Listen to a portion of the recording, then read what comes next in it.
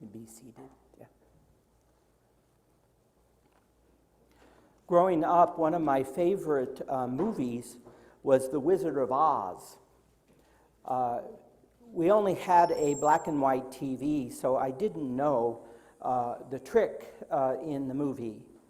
My aunt happened to live next door to a young fellow who worked for RCA.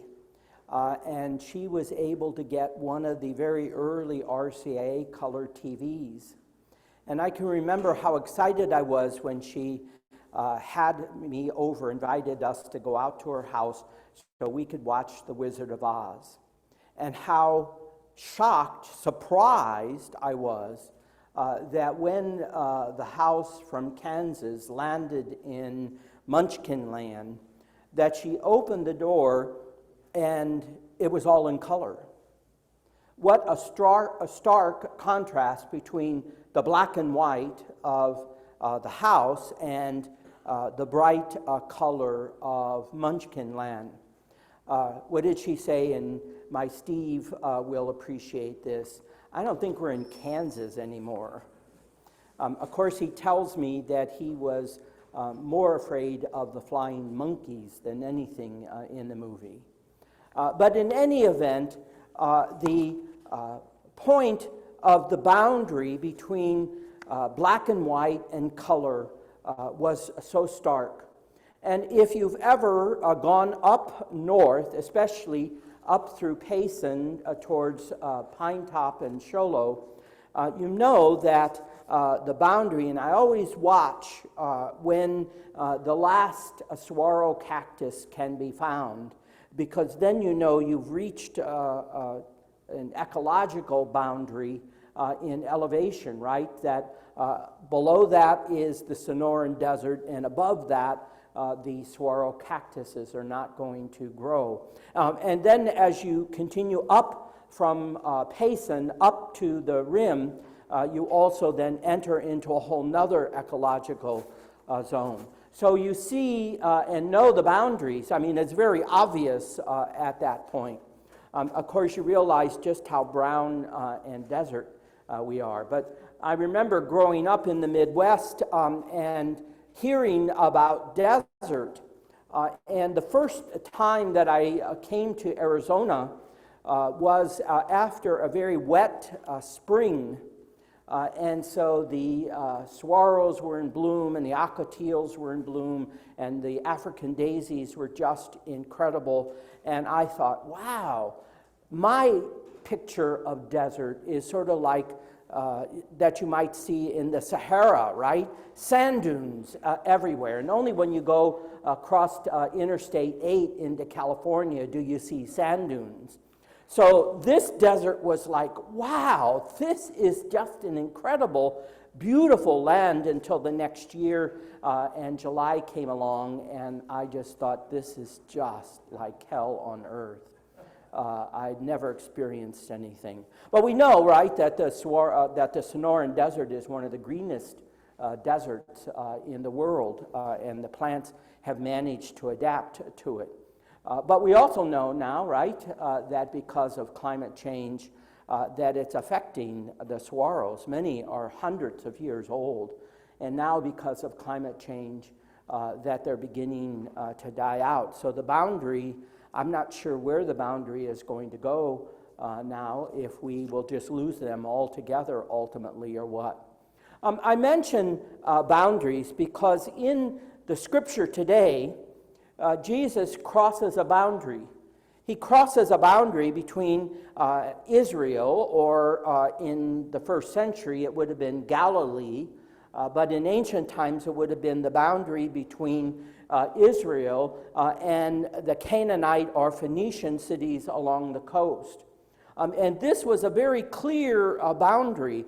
And when you go there today, if you're going up through the Jordan River Valley, that you actually have to climb up out of below sea level, like we were a couple of weeks ago with the boat on the Lake of Galilee, and you climb up to probably 4,000 or 5,000 feet altitude within maybe 30 miles And then you can see the top of Mount Hermon, which even in the summertime, there is some snow on it still. Imagine in the middle of the Middle East, snow on the top of a mountain. It's almost about 10,000 feet altitude Mount Hermon is. The boundaries in ancient times were very clear, set by the mountains, by the rivers, and by the Mediterranean Sea. And peoples didn't ordinarily mix in those areas. You might travel through, or there might be some trade if you were in that business, but usually people stayed pretty much in their locality. Much like immigrants, right, in our early years as a country, that the Irish had their neighborhoods, and the Germans had their neighborhoods, and the Polish had their neighborhoods, and you didn't really cross neighborhoods or intermarry even. So those boundaries were set for a reason, to maintain, one, the ethnic purity, but also the linguistic purity, and because you were just different people, that you wanted to make sure that you could tell the difference. And in some of the history of the United States, that as what they call the Great Migration that took place during the 20s and 30s, when African Americans began to move north, that many of those ethnic neighborhoods that had been Irish or Italian or Polish now transitioned into African American neighborhoods. And this caused a great commotion and a great stir, and lots of the anti-Semitism, against black people moving into those neighborhoods. So there's lots of experience, or lots of negative kinds of experiences that we might have when we approach a boundary, and you can tell in crossing it that it's not quite like an international boundary, but you just know that you're not in Kansas anymore sometimes. That it's uncomfortable, it feels uncomfortable, because things are different, right? At least I remember, again, growing up, we had relatives in Memphis, Tennessee, and they would come up to visit us. And sometimes I just remember saying, we don't talk like that up here in the north, thinking we were far superior to the people to the south, right? Because they would say certain things about black people that we would never say in the north, that they didn't have a problem saying in the south, in Memphis. So that's part of the experience. I share all of that because some things that I want us to consider today. And it begins with, at least in my opinion anyway, and I had the chance to read another thing from our dear friend Amy Jill Levine today, and it wasn't anything that I was going to speak on that she was talking about. So I'm not quite sure how to take what she said this morning, because I already had it worked out in my mind what I was going to preach on. But in any event, for me anyway, that the prime experience of ancient Israel was the experience of Exodus. And that experience is so seared in their religious life, their spiritual life, and even their physical life, that it stands as a key moment, a boundary crossing, if you will. And the boundary crossing is at a number of levels, right? If you know a part of the story, they end up in Egypt because that's where the food was. And then the rulers change, and all of a sudden, the people from Israel find themselves enslaved by the rulers. And so in the midst of that slavery, Exodus tells us, they groan and cry out to God, because in their past memory that God was an important part of their life from the matriarchs and patriarchs of their lives. But they cry and groan out to God. And the text in Exodus says that God heard their cries, knew their suffering, understood their plight, and worked to begin the process of liberation for them. So the movement is from the experience of slavery across that boundary, as the text will say, across the sea, the Red Sea or whatever it was, into a place of freedom. And I begin there because really the stories of Genesis are about God's relationship with particular family, an individual family. The family of Abraham and Sarah, the families of Jacob and Leah and Rachel. But once we come to Exodus, the relationship is now with the people, with the whole nation. And it says in the text, as Moses and God and Israel encounter one another at Sinai, that God says to Moses and to the whole people, "You have seen what I have done for you, how I brought you up out of that place of slavery and now have brought you to myself. Therefore, if you listen to me, really listen to me, you will become a holy nation, a people set apart." So that it involved Israel's now response to this event of liberation from slavery. But it was a statement, and what I want to focus on is, "You will be a holy nation to me." So that in the spiritual world, as I read the text anyway, in the spiritual world of Israel, as the scriptures tell us, that this relationship between Israel and God was meant to be a reflection of, if God is holy, then the people have to be holy. Because the people were to be the visible reflection of God in the world. That was the idea, a nation set apart. That they were to be the example of God in the world, the visible example.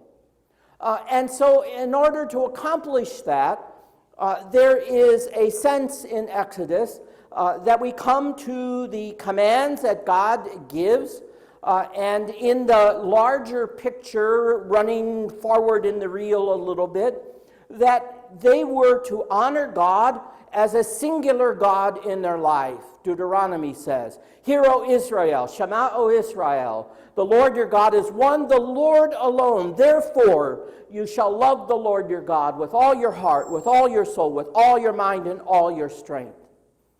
So that it's clear that God stands as the center focus around which they live, and in that center focus, they are to mirror the character of God to the world, as I just said.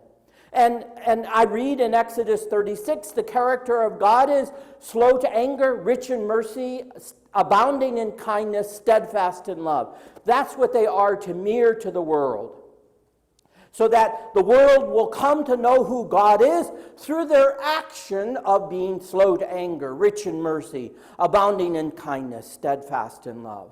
So that the commands are not rules, so to speak, but rather an invitation into a way of life. And so that this Torah, the way of life, was to be lived in a way that, yes, it would separate them from others, the boundary, but it was going to be clear that it enabled them to know how to be holy. So that the suggestion is that by the time of Jesus, that Judaism had over 613 laws. Well, the purpose of that was that every aspect of one's life was governed by this example of God. So that what you did, what you said, where you went, how you walked, how you ate, how you dressed, how you talked, was all to be a part of this way of life. It wasn't a new form of slavery per se. It wasn't a new form of slavery as such, but rather an invitation. Live a holy life. And oh, by the way, if you don't know how to do that, then here's the way to do it. And always with that sense that this Torah was to be, again, yes, it separated them from others, but it was meant to be their identity marker, who they were, how they lived, what they believed. Well, it's interesting. I did a little research, and there's a story, a famous story that's told.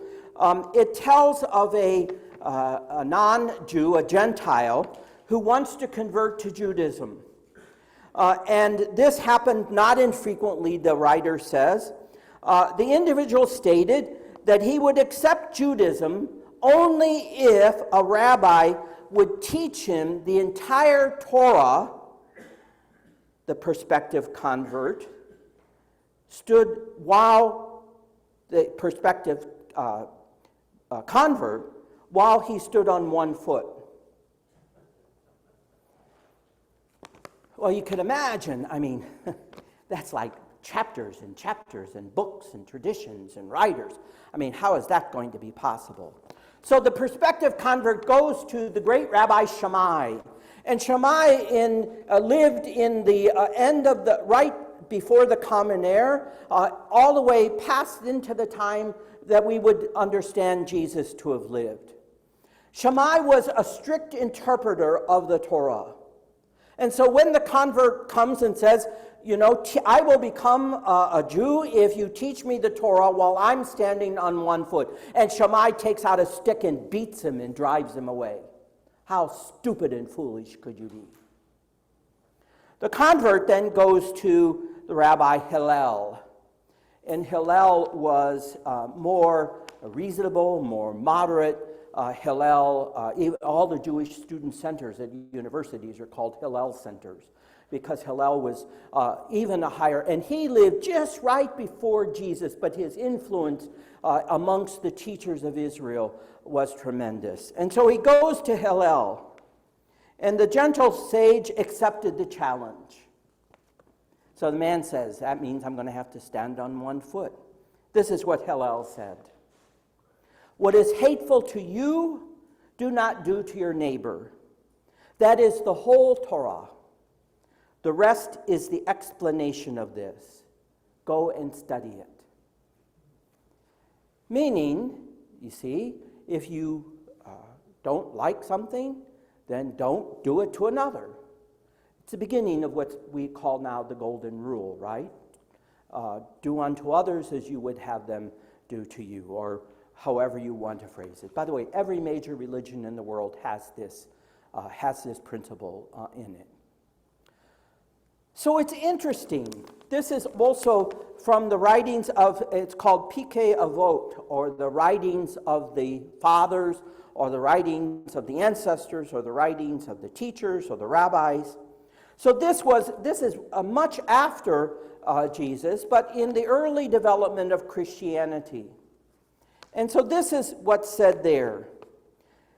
Moses received the Torah from Sinai and transmitted it to Joshua, Joshua to the elders to the prophets handed it down to the people of the great assembly. They said three things: be deliberate in judgment, raise up many disciples, and make a fence around the Torah. I bring this in because the image of the fence being drawn around, and I said some of the things previously about boundaries, that the fence around the Torah, as one commentator says about it, was meant to give you the sense that there's a difference between what is this, how we might say it today, the difference between what is universal truth and what interpretation of that truth might be. And so the fence is that you can come crashing into the fence, but the tree behind the fence around which the fence is put isn't going to be harmed. So you have a chance to understand the difference between what is really true and what is just a mere interpretation by other human beings.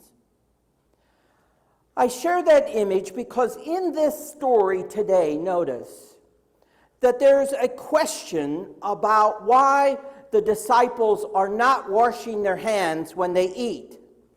Because it seems that embedded in this Torah is the command to have clean hands. And Jesus is just kind of, isn't there anything more important to be considering?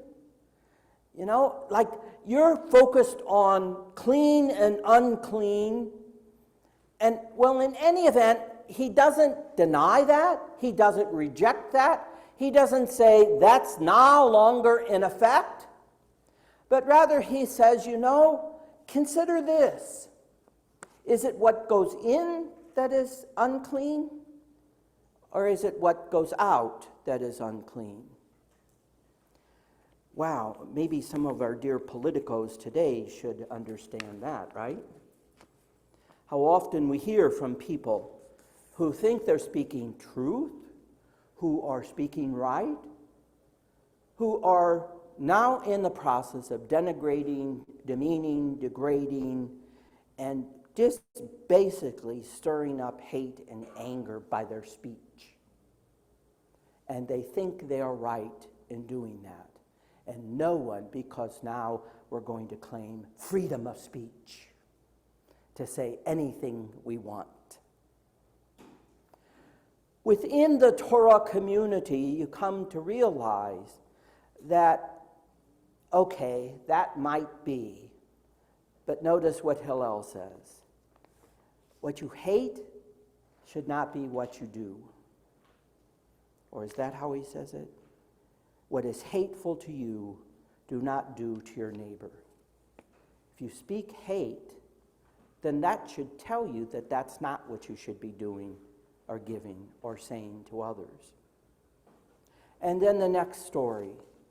And the next story, and here I'd like to think of this, that as Jesus crosses the boundary from what is comfortable to him within his own community, within his own cultural world, within his own spiritual world of understanding, being raised in the Torah community, he crosses a boundary into a place where people are not only not observant of that, but it's not that they have disrespect for one another, it's just different. And so he enters into this world, but notice, this Canaanite woman, one you would not ever expect to recognize anything about the God of Israel, makes the proclamation, have mercy, meaning there's the mercy, the idea back to the Torah, right? Slow to anger, rich in mercy, abounding in kindness, steadfast in love. She's appealing to the understanding of God that Jesus should have had, but seemingly does not have, because he doesn't even recognize her. Perhaps out of his culture, why would you recognize a lunatic, raving woman? Why would you do that? She persists, and in persisting, pushes Jesus out of the world of his comfort into a world where now in the struggle, crossing that boundary, where he's being forced to recognize that God's mercy applies to everyone. Which is, by the way, what the Torah actually says. Because if you read through the scripture, it's clear that it says that Israel is an example so that other nations will come to know how they are also invited to live. And so as Jesus is pushed across that boundary, he has to come to see that indeed God's mercy is bigger than my cultural, my gender, my world.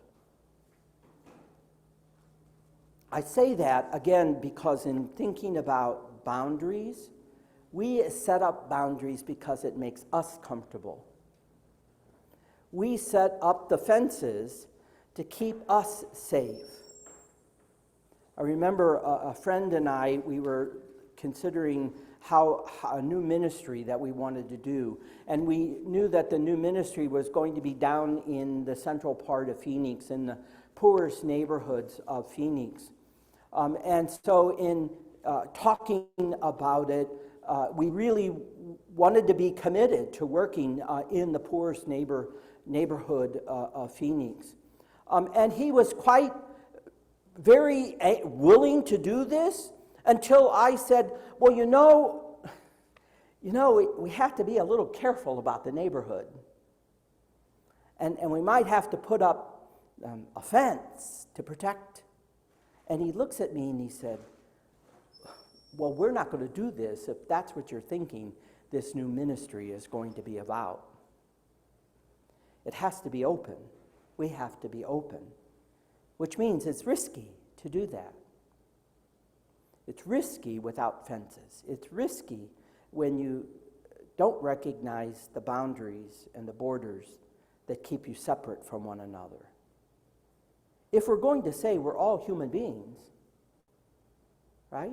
If we're going to say that, then what does that mean about how we interact with each other? Right? If we say that we're all equal, then there can't be a way that we make the distinctions amongst ourselves. Who's in, who's out, who's white, who's black, who's rich, who's poor.